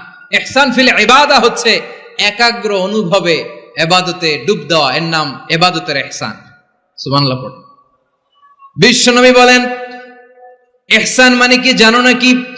হাদিসে জিবরিলে সাইয়েদনা জিবরিল আলাইহিস সালাম বিশ্বনবীকে বললেন আখবিরনি আনিল ইহসান, নবী আমাদেরকে বলেন ইহসান মানে কি? বিশ্বনবী বললেন আনতা আবুদাল্লাহা কাআন্নাকা তারাহু ফাইন লাম তাকুন তারাহু ফাইন্নাহু ইয়ারাক। ইহসান মানে হলো এমন ভাবে তুমি আল্লাহর সামনে নিজেকে উজাড় করে ইবাদত করবে, তুমি ভাববে তুমি আল্লাহকে দেখতে পাচ্ছ। আর এটা যদি ভাবা তোমার জন্য কঠিন হয়ে যায়, অন্তত এতটুকু তুমি ভাববা যে আল্লাহ তোমাকে দেখতে পাচ্ছেন। ঠিক কিনা বলেন? ও আমার বীর চট্টলার ভাইয়েরা, কেউ যেটা দেখে না সেটা দেখে কে? এই বিশ্বাস হৃদয়ের মধ্যে আছে? নামাজে যখন দাঁড়ান এই ফিলিংসটা আনা যাবে? হ্যাঁ, এই জন্য বিষ্ণু ইসলাম বলেছে এমন ভাবে নামাজে দাঁড়াও, ইবাদত করো, মনে করো হতে পারে এটাই আমার জীবনের শেষ নামাজ। Perform the salah as if this is your last and final prayer. এমন ভাবে সালাতে দাঁড়াও, ভাবো হতে পারে এটাই তোমার জীবনের শেষ নামাজ। এমন ভাবে নামাজে দাঁড়াও, ভাবো এটাই শেষ নামাজ। তাহলে নামাজে একাগ্রতা বাড়ায় দিবে কে? ফলে ইবাদতের ইহসান আমাদের অর্জিত হবে। আর মুআমালাতে ইহসান হলো, বিশ্বনবী বলেন ইন্নাল্লাহা তাবারাকা ওয়া তাআলা কাতাবাল ইহসানা আলা কুল্লি শাই ফাইদা কাতালতুম ফাআহসিনুল কিতলা ওয়া ইযা যাবাহতুম ফাআহসিনুয যাবহা ওয়ালিউহিদ্দা আহাদুকুম শাফরাতাহু ওয়ালিউরিহ যাবিহাতাহু। ইহসান দুই ধরনের। আওয়াজ করে বলতে হবে কয় ধরনের? সবাই বলুন আওয়াজ করে, কয় ধরনের? একটা হচ্ছে ইহসান ফিল ইবাদা, ইবাদতে ইহসান। ইবাদতে ইহসান কি? একাগ্র অনুভব দিয়ে ইবাদত করা, মন প্রাণ দিয়ে ইবাদত করা। আর মুআমালাতে ইহসান কি? সব কাজে, দৈনন্দিন কাজে, কর্মে, সামাজিক অ্যাক্টিভিটিতে কোমলতা প্রদর্শন করা, অনুগ্রহের সাথে সবকিছু করা। আল্লাহ তাআলা ইন্নাল্লাহা তাবারাকা ওয়া তাআলা কাতাবাল ইহসানা আলা কুল্লি শাই, তিনি সব কিছুর ব্যাপারে ইহসানকে আবশ্যক করেছেন। সবকিছু, মুমিনের সব কাজে ইহসানের পরশ থাকবে। ওয়া ইযা কাতালতুম ফাহসিনুল কিতলা। আচ্ছা, কুরবানির দিন আমরা পশুগুলোরে কি করি বলেন সবাই আওয়াজ করে? জবাই। জবাই মানে তো এটার মেরেই ফেলতেছি, একটু পরে তো টুকরো টুকরো করে গোশতগুলো খাবো, এটা তো খাবো, এটা তো মেরেই ফেলবে। বিষ্ণু বলে না, জবাইয়ের মধ্যেও মুমিনের জবের ভেতরেও ইহসানের পরশ থাকা চাই। যখন জবাই করবে প্রাণীটাকে হাত পা টাইট করে বেঁধে নাও, ছুরিটাকে শার্পেন করে নাও, ধারালো করে নাও, যাতে অল্প সময়ে জবাইটা হয়ে যায়, প্রাণীটা যাতে কম কষ্ট পায়। সুবহানাল্লাহ পড়ে। দিস ইজ কল্ড ইহসান। ইহসান আল্লাহ তাআলা যেমনি আদলের আদেশ করেছেন, ন্যায় বিচার, জাস্টিস এনশিওর করতে বলেছেন, সমাজে ইহসানের ব্যবহার, ইহসানের অনুশীলন তিনি করতে বলেছেন। এজন্য মুমিনের প্রতিটি কাজে, আমার চট্টগ্রামের ভাইয়েরা আমার দিকে তাকান, খেয়াল করে শুনুন, মুমিন জীবনের প্রতিটি কাজে ইহসানের পরশ থাকা চাই। আমরা যেন আমাদের পরিবারের প্রতি ইহসান করি, আমরা যেন আমাদের কর্মচারীদের প্রতি ইহসান করি, আমরা যেন আমাদের কলিগদের প্রতি ইহসান করি, আমরা যেন আমাদের ভাইদের প্রতি ইহসান করি। মুমিন জীবনের প্রতি কাজে ইহসানের পরশ থাকার দরকার আছে না নাই? কথা বুঝতে পেরেছেন? তাহলে আল্লাহ তাআলার তিনটা আদেশ ছিল, কয়টা গেল? ভুলে গেছে, ভুলে গেছে চট্টগ্রাম। তিনটা আদেশের মধ্যে কয়টা বললাম? প্রথমে কি ছিল? আদল। দুই নম্বরে, তিন নম্বরে রব্বুল আলামিন বললেন ওয়া ইতাইদিল কুরবা, নিকট আত্মীয়দেরকে দান করো, নিকট আত্মীয়দেরকে দাও, যারা তোমাদের ব্লাড কানেকশনের আত্মীয় তাদেরকে তোমরা দাও। এখানে জেনারেলি বললেন দাও, কি দিব সেটা তিনি এখানে বলেন নাই, সেটা তিনি সূরাতুল ইসরার মধ্যে বলেছেন। আল্লাহ বলেন ওয়া আতিযাল কুরবা হাক্কা, নিকট আত্মীয়দেরকে তাদের অধিকার, তাদের প্রাপ্য তোমরা বুঝিয়ে দাও। দেখেন, একটা শান্তির সমাজ, একটা সমৃদ্ধ সমাজ, একটা মানবিক সমাজ গঠনের জন্য আল্লাহ তাআলা বেশি না, মাত্র 3টা অর্ডার, 3টা ভার্ডিক্ট তিনি জারি করেছেন। 1 নাম্বার সুশাসন, ন্যায় বিচার। 2 নাম্বার ইহসান। 3 নাম্বার নিকটাত্মীয়, যারা কাছের, তোমার ভেরি ক্লোজ রিলেশনশিপে আছে, তাদেরকে দাও। দাও, দিলে বাড়িয়ে দেয় কে? অনেকে দিতে চায় না, কৃপণতা করে। দিলে বাড়ায় দেয় কে? ও মিয়া, মদিনার মধ্যে সবচাইতে গরিব সাহাবী ছিল বেলাল রাদিয়াল্লাহু তাআলা আনহু। ওনার এন্টায়ার অ্যাসেট, সম্পদের পরিমাণ কতদূর জানেন? একটা লুঙ্গি। বেলাল রাদিয়াল্লাহু তাআলা আনহু, ওনার টোটাল ওয়েলথের এস্টিমেশন হচ্ছে মাত্র একটা লুঙ্গি। একটা লুঙ্গি, টোটাল ওয়েলথ এস্টিমেশন, টোটাল সম্পদের বেলাল রাদিয়াল্লাহু তাআলা আনহু কি ছিল? কথা বোঝে নাই বোধহয়, কি ছিল? ওই বেলাল রাদিয়াল্লাহু তাআলা আনহুকে বিষ্ণু ইসলাম বলেছেন, আনফিক ইয়া বেলাল, ও বেলাল তুমিও দাও।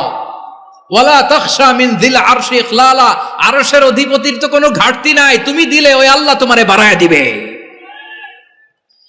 এজন্য আমার প্রিয় ভাইয়েরা, দিলে কমে না, দিলে বাড়ে। অনেকে ধরে রাখে, নতুন কিছু নিতে পারে না, হাত দিয়ে যেটা ধরে রেখেছেন এটা দিয়ে দেন, বড় একটা ধরার সুযোগ পাবেন। জোরে বলেন ঠিক কিনা?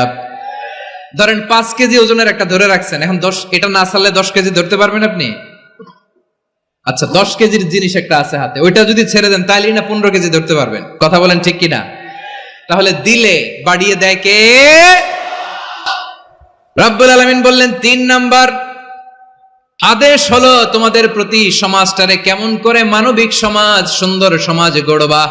3 নাম্বার আদেশ হলো ওয়া আতিদাল কুরবা হাক্কা, নিকটাত্মীয়দেরকে তাদের প্রাপ্য বুঝিয়ে দাও।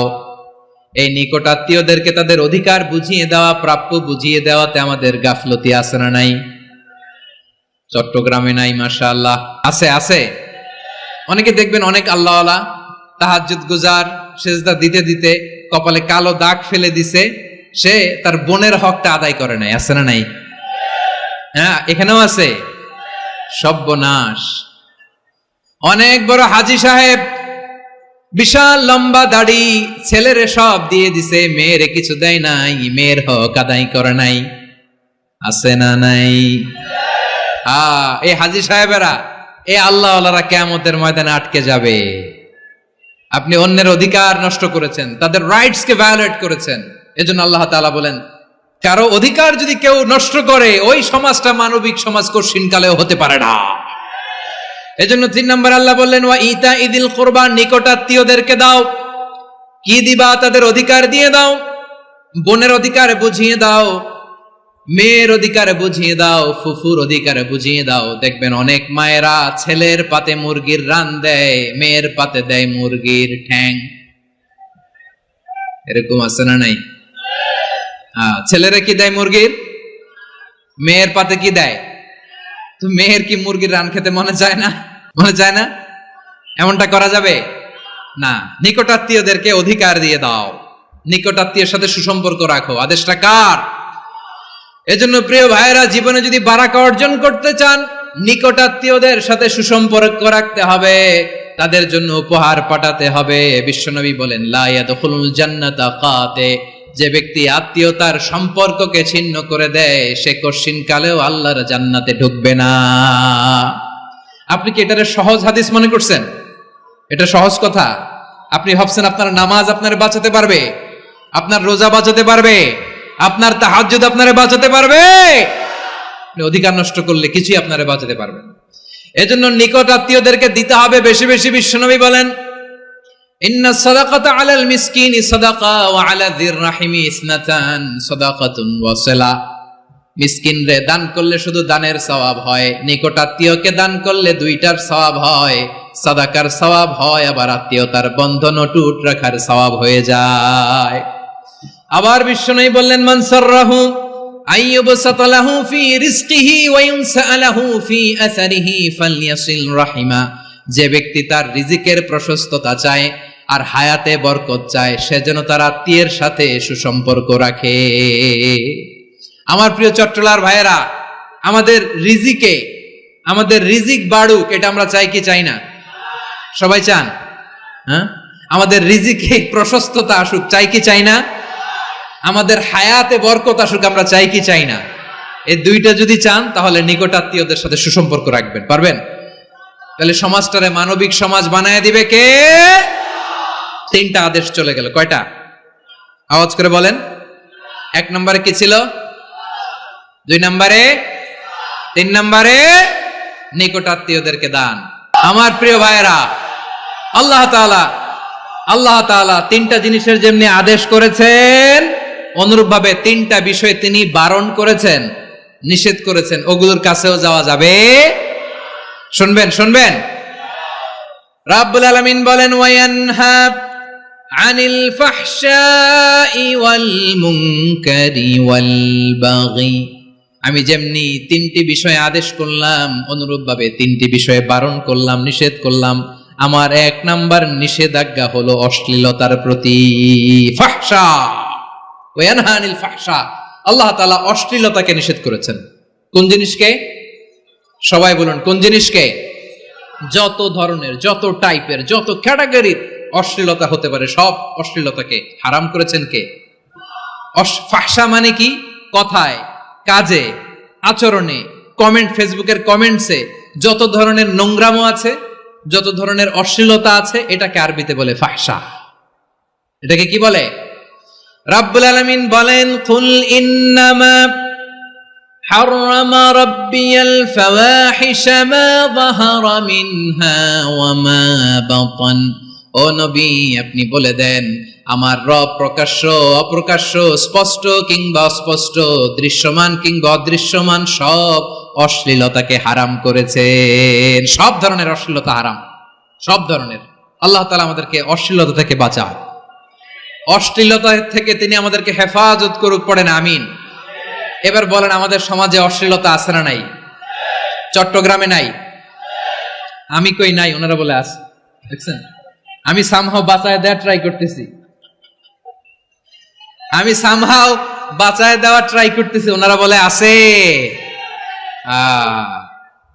অশ্লীলতা নানা ভাবে, নানা নামে, নানা মোড়কে আমাদের সমাজে আছে না নাই? সংস্কৃতির নামে, ফ্যাশনের নামে, বিনোদনের নামে, উপন্যাসের নামে, কনসার্টের নামে অশ্লীলতা আছে না নাই? আপনি দেখেছেন কনসার্টগুলোর অবস্থা? এই যে আতিফ আসলাম যে আসছে আমাদের দেশে, তারপর কে কে আসছে, আমাদের তরুণ তরুণীরা, আমাদের যুবক যুবতীরা, আমাদের জেনজিরা, কি অবস্থা ওইখানে? হ্যাঁ, কি অবস্থা? কে বাঁচাবে ওদের? কে রক্ষা করবে ওদের ইমানের, ওদের চরিত্রের হেফাজতের গ্যারান্টি কে দিবে? কনসার্টের নামে অশ্লীলতা আছে না নাই? ছেলে মেয়ে একে অপরকে জড়ায় ধরতেছে, একে অপরকে চুমো খাচ্ছে, প্রকাশ্যে, দিবালোকে, গণমানুষের সামনে। আল্লাহ তাআলা এই অশ্লীলতা থেকে আমাদেরকে বেঁচে থাকতে বলেছেন, বেঁচে থাকতে বলেছেন।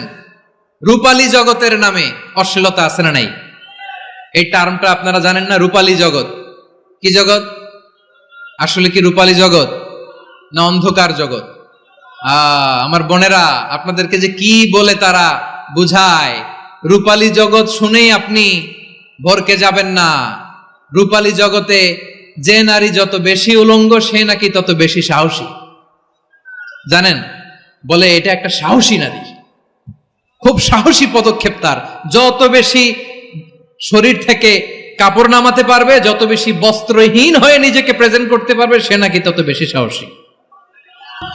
আমার চট্টলার ভাইয়েরা, শয়তানের প্রথমে এজেন্ডা ছিল বনি আদমকে বস্ত্রহীন করা। সে আদম এবং হাওয়া আলাইহিস সালামকে নিষিদ্ধ গাছের ফল খাইয়ে তাদেরকে বস্ত্রহীন করেছে। এই জামিনেও সে আমাদেরকে বস্ত্রহীন করতে চাইবে।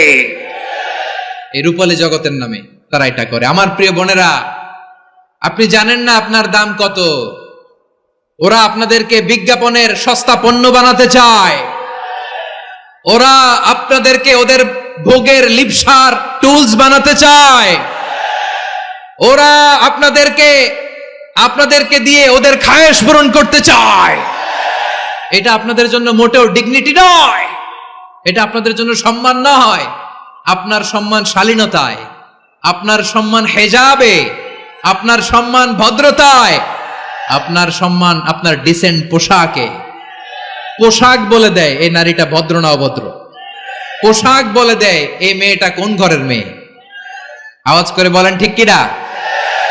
আপনি জানেন না, আপনারা সস্তা পণ্য বানায়, ভোগের পণ্য, বিলবোর্ডে আপনাকে উলঙ্গ করে উপস্থাপন করে। এই অশ্লীলতার সাথে ইসলামের কোন সম্পর্ক। এজন্য আল্লাহ বলেন, আমি অশ্লীলতাকে হারাম করেছি।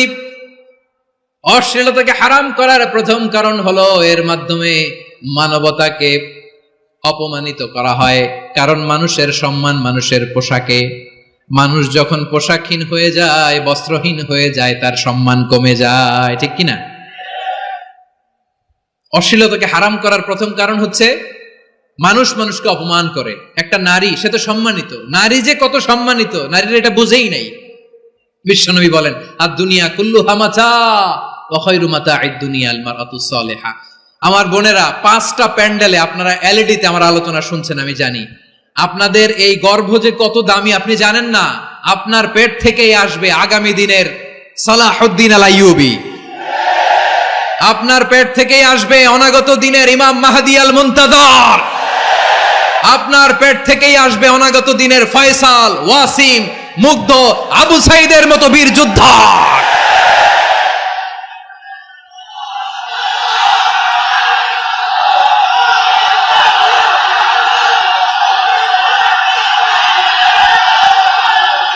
আমার প্রিয় বোনেরা, আমার প্রিয় বোনেরা, বিশ্বনবীর কথার ওজন খেয়াল করেন। আর দুনিয়া কুল্লুহা মাতা ওয়া খায়রু মাতা'আদ দুনিয়া আল মারআতুস সালিহা। দুনিয়ার সবকিছুই অ্যাসেট, এর মধ্যে সবচেয়ে দামি অ্যাসেট নেককার নারী। আপনার গর্ভ যে কত দামি আপনি জানেন না। নিজের সময়টাকে কাজে লাগান, কোরআন পড়েন, সুন্নাহ পড়েন। আপনার অনেক দায়িত্ব ঘরে। You are the MD of your family. একটা family it's a very big institution. পরিবার একটা অনেক বড় প্রতিষ্ঠান। and you are the MD of your institution. আপনি এই পরিবারের MD, managing director of your family. এখানে আপনার কত দায়িত্ব। আপনি ছেলেমেয়েদেরকে তারবিয়া করবেন, আপনি আপনার স্বামীর জন্য ঘরটার জান্নাতের নীর বানাবেন, আপনার জন্য জান্নাতের ডুপ্লেক্স বাড়ি ওইখানে তৈরি করে রাখবে কে? আপনি যে কত দামি আপনি জানেন না। নারীদেরকে আল্লাহ বানিয়েছেন উচ্চতর করে, নিম্নতর নয়। নারীদেরকে ছোট্ট জিনিস দিলে এটার বড় করে দেয়। নারীদেরকে ভ্রূণ দিলে, শুক্রাণু দিলে নারী এটারে বাচ্চা হিসেবে উপহার দেয়, ঠিক কিনা? বিয়ের মাধ্যমে স্বামী যখন তার শুক্রাণু তার স্ত্রীকে উপহার দেয়, স্ত্রী রিটার্নে কি উপহার দেয়? ফুল ফর্ম বেবি, মানব সন্তান। দেখছেন, আপনি দিলেন একটুক, উনি দিছে বিশাল। আপনি যদি নারীকে বাজার এনে দেন, নারী এটাকে সুস্বাদু খাবারে রূপান্তর করে দেয়। আপনি তাকে একটা মুচকি হাসি দিয়ে দেন, সে তার কলিজা দিয়ে দেয়। কিন্তু যদি আপনি তার মনে কষ্ট দেন, সে আপনার জীবনকে জাহান্নাম বানায়া দেয়। খবর আছে, নারীর মন বুঝতে পারলে নেয়ামত, বুঝতে না পারলে কিয়ামত, ঠিক কিনা বলেন? আমার প্রিয় বোনেরা, আপনি যে কত দামি আপনি জানেন না। জানেন না আপনি কত দামি, অনেক দামি আপনি। আপনাদেরকে যেন ভোগের সস্তা পণ্য বানাতে না পারে, আপনাদেরকে সচেতন থাকতে হবে, সজাগ থাকতে হবে, কনসার্ন থাকতে হবে। শয়তানের ওই হাতছানির দিকে আর নজর দেওয়া যাবে না। তাহলে কেন আল্লাহ তাআলা এই ফাহশা, অশ্লীলতাকে হারাম করলেন? 1 নাম্বার, এতে হিউম্যান ডিগনিটি কমে। 2 নাম্বার, এতে মানুষের অধিকার নষ্ট হয়। আপনি বিয়ে করেছেন, এরে পরকিয়া করেন, ওর সাথে এরকম আছে না নাই? স্ত্রীর অধিকার নষ্ট করেছেন। আপনি বিবাহ সম্পর্কে আবদ্ধ হয়েছেন তার সাথে, আপনি পরকিয়া করেন ওই ছেলের সাথে, আপনি আপনার হাজবেন্ডের সাথে বিট্রে করেছেন। এজন্য আল্লাহ অশ্লীলতাকে হারাম করেছেন।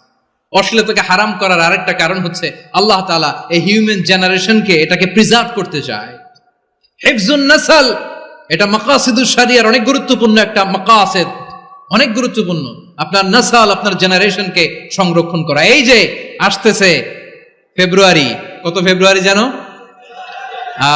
এটা কি বিশ্ব ভালোবাসা দিবস? হ্যাঁ, কি দিবস? এই বিশ্ব ভালোবাসা দিবসের সাথে মুসলমানদের কোনো সম্পর্ক নাই। আমার প্রিয় ভাইরা, এই যে আপনি অবৈধ সম্পর্কে জড়ালেন, কেন আল্লাহ অশ্লীলতাকে হারাম করেছে দেখেন, বলতেছিলাম যে এটা আপনার নাসাল, আপনার জেনারেশন, আপনার লিনিয়েজ, আপনার বংশকে প্রিজার্ভ করা, কে কার বাবা, কে কার মা, বাবা মা জানা, প্রজন্মকে প্রিজার্ভ করা, এটা ইসলাম ওয়াজিব করে দিয়েছে। এই যে অবৈধ সম্পর্কের কারণে, বিশ্ব বেহায়া দিবসের কারণে, এগুলোর আউটকাম আউটপুট হিসেবে মাঝে মাঝে ঢাকা মেডিকেলের ডাস্টবিনে নবজাতকের বাচ্চার কান্নার আওয়াজ শুনতে পাওয়া যায়। চট্টগ্রাম মেডিকেলের ডাস্টবিনে নবজাতকের কান্না শুনতে পাওয়া যায়। বীর চট্টলার মুসলমানেরা বুঝতে পারলে আওয়াজ করে বলেন, এই যে চট্টগ্রাম মেডিকেলে যে নবজাতকটা পাওয়া গেল, ওর বাবাকে আমাকে বলেন, ওর বাবাকে, ওর মাকে, ও কোন ফ্যামিলির সন্তান কেউ জানে? আপনি হিউম্যান ডিগনিটিকে অপমান করেছেন না? আপনি তার ভবিষ্যৎকে অন্ধকার করেছেন না? আপনি তার লিনিয়েজকে প্রশ্নবিদ্ধ করে দিয়েছেন না? এই জন্য আল্লাহ তাআলা অশ্লীলতাকে আমাদের জন্য হারাম করে দিয়েছেন। পড়েন সুবহানাল্লাহ। এই জন্য রাব্বুল আলামিন বলেন, কুল ইন্নামা হারামা রাব্বিয়াল ফাওয়াহিশা মা যাহারা মিনহা ওয়া মা বাতান, প্রকাশ্য অপ্রকাশ্য সব অশ্লীলতাকে হারাম ঘোষণা করে দিয়েছে কে? আবার দুনিয়ার বুকে যারা অশ্লীলতার প্রসার করে তাদের জন্য শাস্তি মজুদ রেখেছে কে? রাব্বুল আলামিন বলেন, ইন্নাল্লাযীনা ইউহিব্বুনা আন তাশিআল ফাহিশাতু ফিল্লাযীনা আমানু লাহুম আযাবুন আলীমুন ফিদ দুনিয়া ওয়াল আখিরাতি ওয়াল্লাহু ইয়ালামু ওয়া আনতুম লা তা'লামুন। নিশ্চয়ই যারা বিশ্বাসীদের মাঝে অশ্লীলতার প্রচার প্রসার করতে চায় তাদের জন্য আমি মর্মন্তুদ শাস্তি প্রস্তুত করে রেখেছি, দুনিয়াতেও রেখেছি, আখিরাতেও রেখেছি। ঘোষণাটা কার? যারাই নাটকের নামে, সিনেমার নামে, রূপালী জগতের নামে, মুভির নামে, ওটিটি প্ল্যাটফর্মের নামে আমার সমাজে অশ্লীলতা ছড়াতে চায় তাদের জন্য কঠিন মর্মন্তুদ শাস্তি মজুদ রেখে দিয়েছে কে? ও আমার বোনেরা, এখনো আপনি জাগবেন না?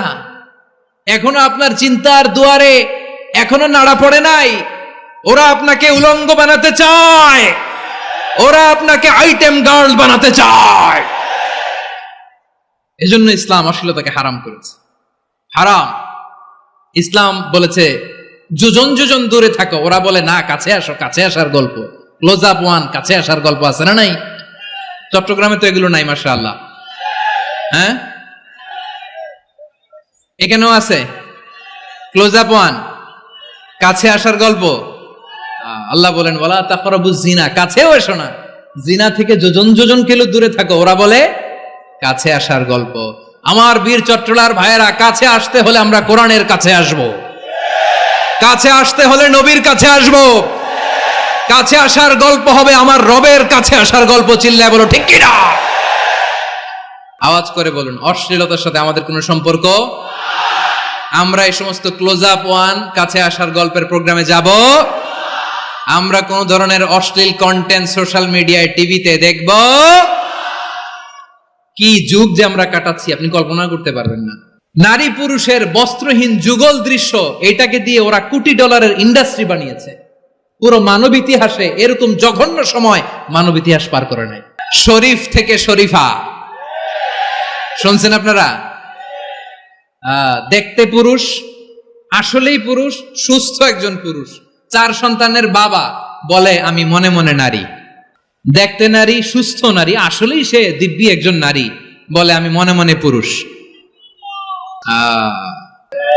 সুস্থ পুরুষ তার বায়োলজিক্যাল গ্রোথকে হরমোন দিয়ে স্টপ করে দিয়ে সে সার্জারি করে নারী হতে চায়। সুস্থ নারী পুরুষ হতে চায়। পুরুষ পুরুষের প্রতি সেক্সুয়ালি আকর্ষণ বোধ করে। এটা লূত আলাইহিস সালামের কওমের মধ্যে ছিল। এটাকেও আল্লাহ কোরআনে ফাহিশা বলেছেন। ওয়ালুতান ইয ক্বালা লিকওমিহি আতাতুনাল ফাহিশাতা মা সাবাকাকুম বিহা মিন আহাদিম মিনাল আলামিন। লূত আলাইহিস সালাম বললেন, তোমরা কি এমন এক অশ্লীল কার্যক্রমে ডুব দিলে নাকি যেটা গোটা বিশ্বের কেউ কখনো করে নাই, তোমরাই প্রথম করেছো? পড়েন না আউযুবিল্লাহ। এই পশ্চিমের এই রোগ আমার দেশে যেন আসতে না পারে, আমাদের সজাগ থাকতে হবে। প্রিয় ভাইরা, চিল্লায় বলেন ঠিক কিনা? পশ্চিমের অবস্থা ভয়ঙ্কর। পাশ্চাত্যে আমি যুক্তরাষ্ট্রে ছিলাম অনেকদিন, কয়েক মাস, বিভিন্ন স্টেটে ঘুরেছি। গার্ডিয়ানরা উদ্বিগ্ন, ছেলে মেয়েদেরকে, ছোট্ট ছেলে মেয়ে, ওদেরকে জিজ্ঞেস করে, তুমি how do you feel right now inside yourself? তুমি ভিতরে ভিতরে কেমন ফিল করো? তোমার কি ছেলে ছেলে লাগে না মেয়ে মেয়ে লাগে? আচ্ছা বলেন, এই ছোট্ট বাচ্চাটা ওকে এগুলো জেন্ডার অ্যাসাইনমেন্ট বলতে এগুলো কিছু বুঝে? এইভাবে মিসগাইড করা হচ্ছে। কৌতূহল বশত ছোট্ট ছেলে যদি বলে আমার তো মেয়ে মেয়ে লাগে, তখন বলে যে না তুমি মেয়ে, ছেলে না। মা বাবা বাধা দিলে ওকে আলাদা গভর্নমেন্ট হাউসে নিয়ে যায়। ভয়ঙ্করতম অবস্থা। আমরা একটা সময় শুনতাম যে হুজুর আমার ছেলেটা খুব ভালো, হাফেজে কোরআন, আল্লাহওয়ালা। হুজুর আমার ছেলে দাড়ি রাখছে, আল্লাহওয়ালা। হুজুর আমার ছেলে 5 ওয়াক্ত সালাত জামাতের সাথে পড়ে, তার মানে আল্লাহওয়ালা। পশ্চিমে যে আমি কি শুনছি জানেন? ওরা বলে হুজুর আমার ছেলেটা ইউনিভার্সিটির একটা মেয়ের সাথে প্রেম করে, ও খুব আল্লাহওয়ালা, হুজুর দোয়া করবেন। এর কারণ ওদের কাছে আল্লাহওয়ালার ক্রাইটেরিয়া হচ্ছে হুজুর আমার ছেলেটা আরেক ছেলের পছন্দ করে নাই, আমার মেয়েটা আরেক মেয়েকে ভালোবাসে নাই, এজন্য আমার ছেলেটা আল্লাহওয়ালা, হুজুর ওর জন্য একটু দোয়া করে দিয়েন। কি চ্যালেঞ্জ ওরা ফেস করতেছে। ওনার ছেলে যে আরেক ছেলেরে বিয়ে করবে না, এটাতেই উনি খুশি যে আলহামদুলিল্লাহ আমার ছেলেটা একটা মেয়েরে ভালোবাসে, আমার মেয়েটা একটা ছেলেরে ভালোবাসে, মানে এটা খুব আল্লাহওয়ালা। নাউজুবিল্লাহ পড়তে পারলেন না? এজন্য অশ্লীলতার সাথে আমাদের কোনো সম্পর্ক। রব্বুল আলামিন বলেন ওয়ায়ানহা আনিল ফাহশাই ওয়াল মুনকারি ওয়াল বাগি, তিনটা জিনিসকে আমি নিষিদ্ধ করলাম। এক নাম্বার হলো ফাহশা, অশ্লীলতা। 2 নম্বরে হলো মুনকার, সমস্ত মন্দ কাজ। আপনাদের মনোযোগ আছে না? শেষ করে দিব? আর 2-1 মিনিট শুনবেন? আচ্ছা বলি তাহলে, আর 2-1 মিনিট। তাহলে নিষেধাজ্ঞা জারি করেছেন 3টা জিনিসের উপর। 1 নাম্বার কি? ফাহশা, অশ্লীলতা। 2 নাম্বার মুনকার। মুনকার মানে হচ্ছে যত মন্দ কাজ, খারাপ কাজ, বাজে কাজ, এটার বলে মুনকার। এটার কি বলে? আপনারা পড়ছেন না তা'মুরুনা বিল মা'রুফি ওয়া তানহাউনা আনিল মুনকার? ভালো কাজের আদেশ, সৎ কাজের আদেশ, অসৎ কাজের নিষেধ। মুনকার, মুনকার হচ্ছে মানুষের স্বাভাবিক বিবেকবোধ যেটাকে খারাপ বলে, ওইটাই মুনকার। পৃথিবীর সব আসমানি গ্রন্থ যেটাকে খারাপ বলেছে, মানুষের স্বাভাবিক বিবেকবোধ যেটাকে খারাপ বলেছে, এগুলো সব মুনকার। যেমন ইফটিজিং, এটা কি ভালো না খারাপ?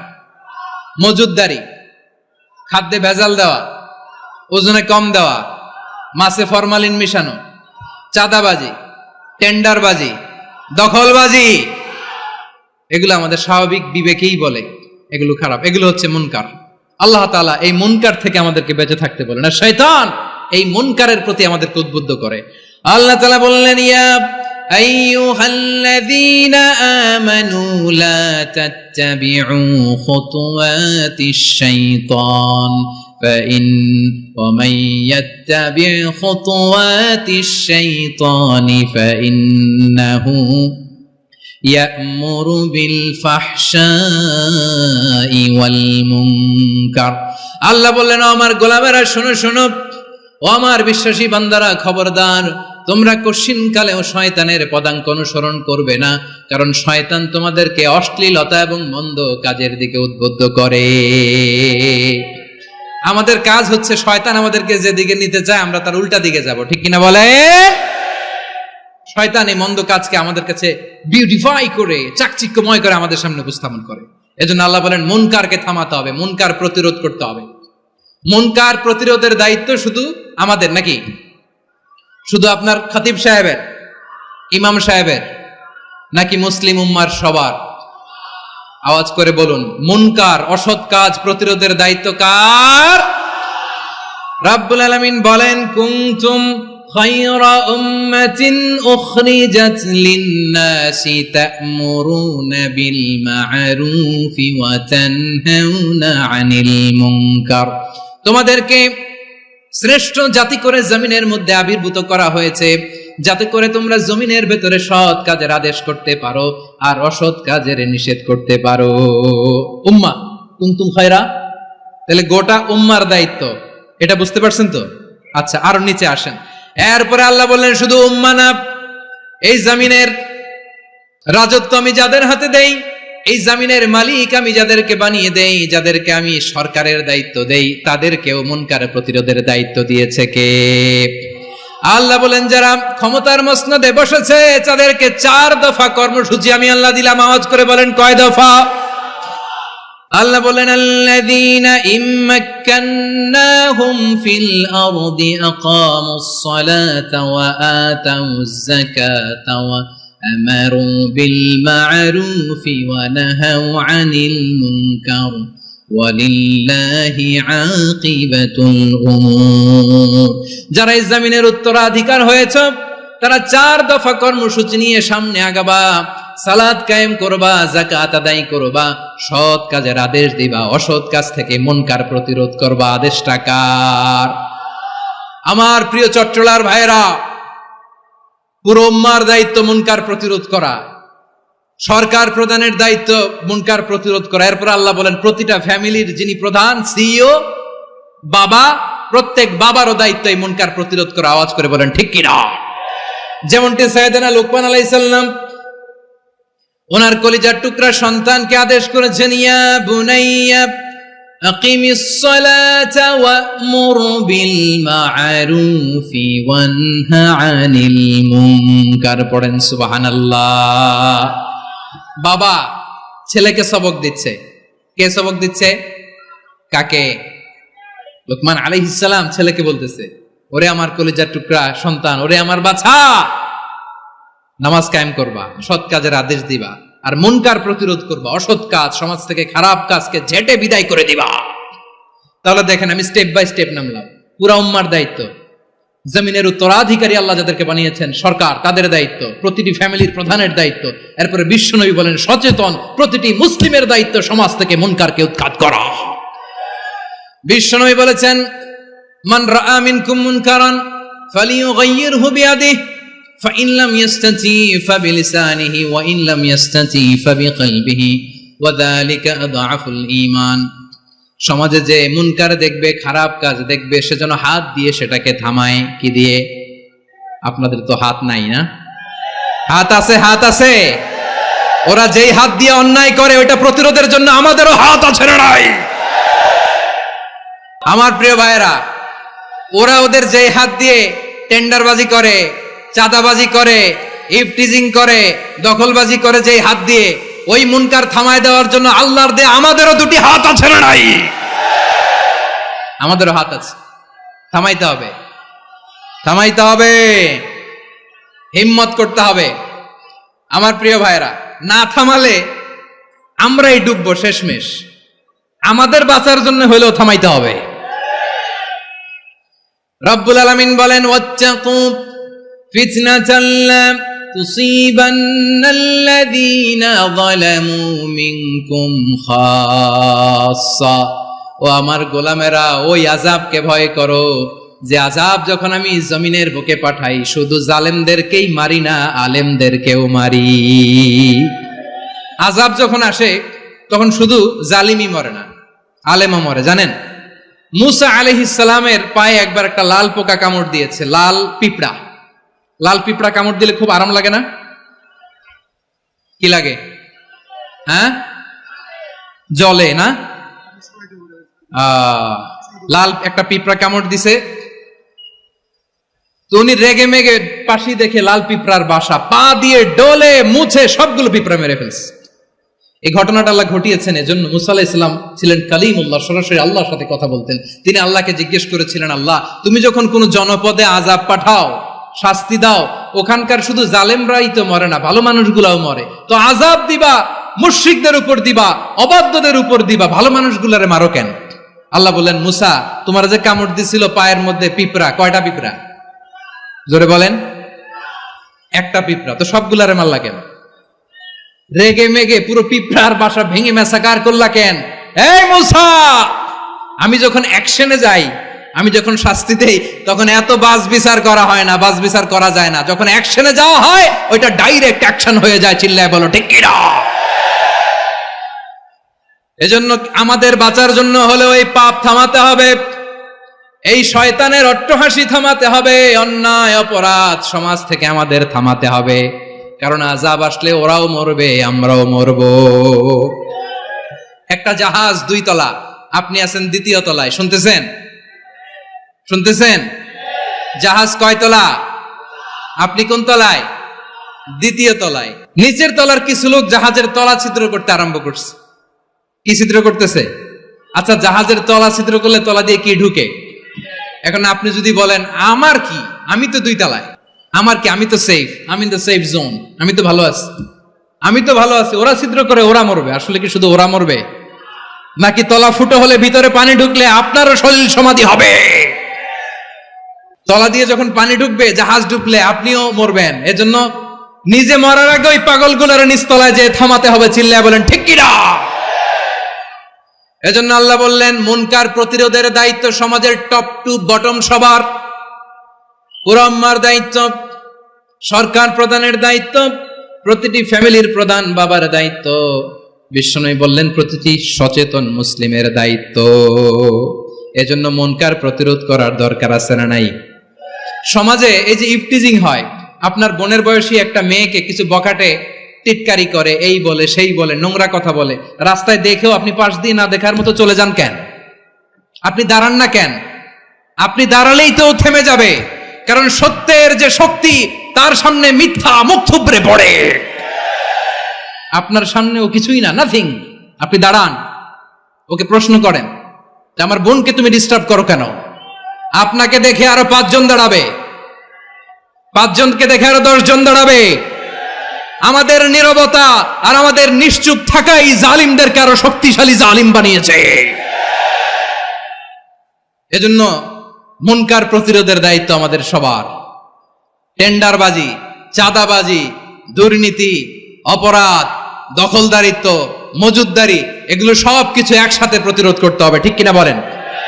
একটা মানবিক সমাজ যদি চাই, প্রতিরোধ করতে হবে। প্রিয় ভাইয়েরা, আল্লাহর শপথ নিয়ে বলি, এই নাসিহাত গুলো সবার জন্য, সব দলের জন্য, সব মতের মানুষের জন্য। আমরা কোনো দলের প্রতি মানুষকে ডাকি না, আমরা ডাকি ইসলামের দিকে। সব দলের, সব মতের, সব মানুষদেরকে আমরা আহ্বান জানাই, আসুন আমরা একটা সুন্দর সমাজ বিনির্মাণ করি।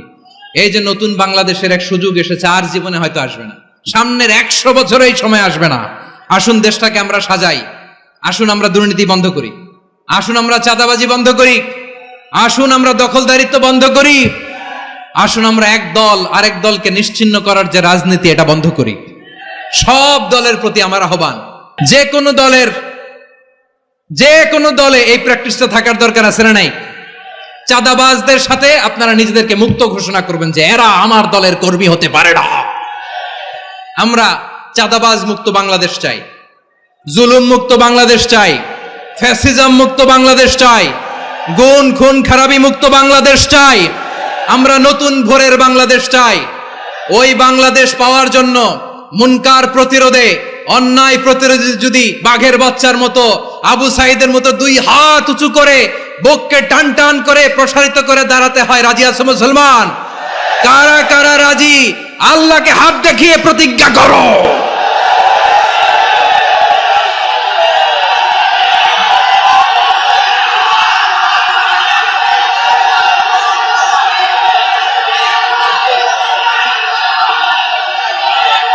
আমার প্রিয় ভাইয়েরা, বসুন বসুন আমার ভাইয়েরা। রাব্বুল আলামিন বলেন, ওয়ায়ানহা আনিল ফাহশাই ওয়াল মুনকারি ওয়াল বাগি ইয়াইদুকুম লাআল্লাকুম তাযাক্কারুন। আল্লাহ বললেন, আমি অশ্লীলতাকে নিষেধ করি, আমি সব ধরনের মন্দ কাজকে নিষিদ্ধ করি, সব শেষে আমি সীমা লঙ্ঘনকে তোমাদের জন্য নিষিদ্ধ করি।